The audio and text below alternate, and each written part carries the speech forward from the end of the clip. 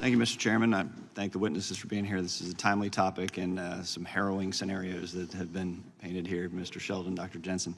I want to ask Dr. Brennan, you've stated that China has also started to craft its own AI governance framework that requires adherence to Communist Party principles. Can you describe those principles? Yes, it's very specific, Congressman. Thank you for the question. They have language in the draft regulation like you cannot use artificial intelligence to subvert the government, and you cannot use it to promote any principle other than those that the Communist Party agrees to. So it's very oppressive and very counter to the ideals that I think we all hold, and it's very transparent. How does a U.S. company collect and prepare data for AI training, and how does this compare to how Chinese-backed companies collect and prepare AI data? Thank you for the question, Congressman. First of all, we start with the rule of law and respect for intellectual property. We use contracts to define the relationships between our customers, the large language model builders, and the services that we're providing, which is helping them create exquisite training data sets, whether it's for a large language model or for the self-driving car industry.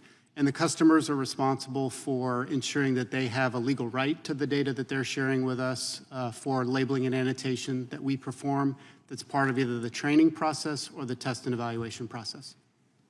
And the Chinese-backed companies, how do they compare?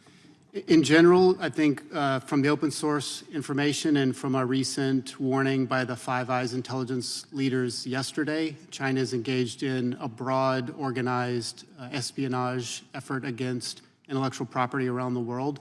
They take that data and information and give it either to their ministries, defense organizations, or to the state-owned companies that are acting on their behalf. Are U.S. companies taking appropriate steps to protect their IP and data collection? And if so, can you describe how they're doing so?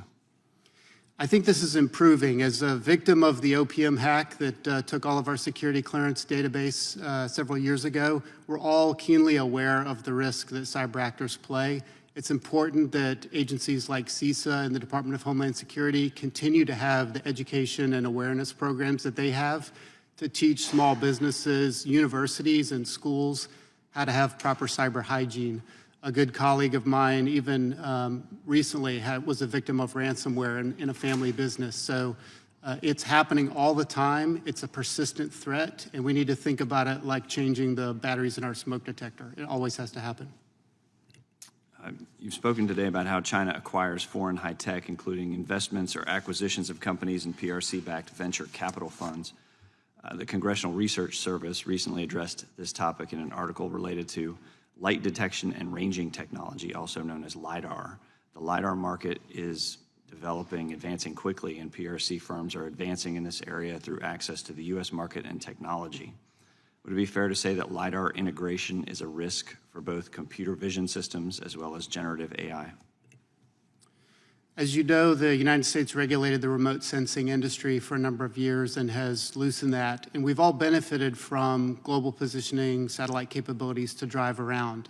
Self-driving cars and other industries use full motion video, LiDAR, and other technologies to create the computer vision models that they need to perform well.